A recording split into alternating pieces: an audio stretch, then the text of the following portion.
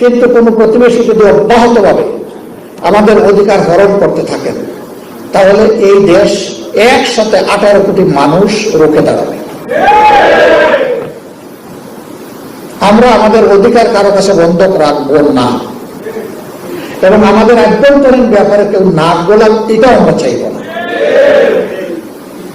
আমরা মর্যাদার ভিত্তিতে তাদেরকে মর্যাদা দেব, আমরা মর্যাদা পেতে চাই। এই ভিত্তিতেই হবে আমাদের বাইলেটারাল এবং ইন্টারন্যাশনাল রিলেশনস ইনশাআল্লাহ।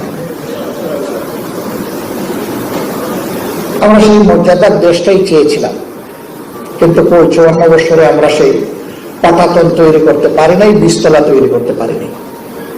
পারিনি বলে কি পারবো না? ইনশাআল্লাহ আমাদেরকে পারতে হবে। একটা জায়গা থেকে স্টার্ট আপ করতে হবে, তারপরে ইনশাআল্লাহ আমরা ডেস্টিনেশনে পৌঁছে যাবো আল্লাহ ছেড়ে। এই জাতি পরিশ্রমী, আর এই জাতির 42% জনশক্তির বয়স হচ্ছে 35 বছরের নিচে। Very potential nation. বহু দেশে এখন 40%-এর উপরে হয়ে গেছে বৃদ্ধ মানুষের সংখ্যা।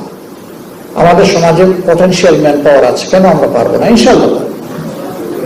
শুধু আমাদের চরিত্রের ক্রাইসিসটা যদি আমরা দূর করতে পারি, তাহলে আমরা একটা আলোকিত দেশ এবং জাতি করতে পারবো ইনশাআল্লাহ। সম্মানিত ভাইয়েরা, আপনারা দোয়া করবেন জামাত ইসলামের জন্য। আমি সেদিন বক্তৃতা দিতে গিয়ে 2বার জ্ঞান হারিয়েছি।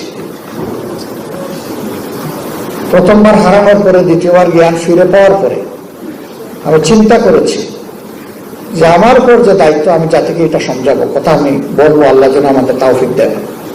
তৃতীয়বার চেষ্টা করলাম, আবার পড়ে গেলাম, চোখ অন্ধকার হয়ে আসে, মাথা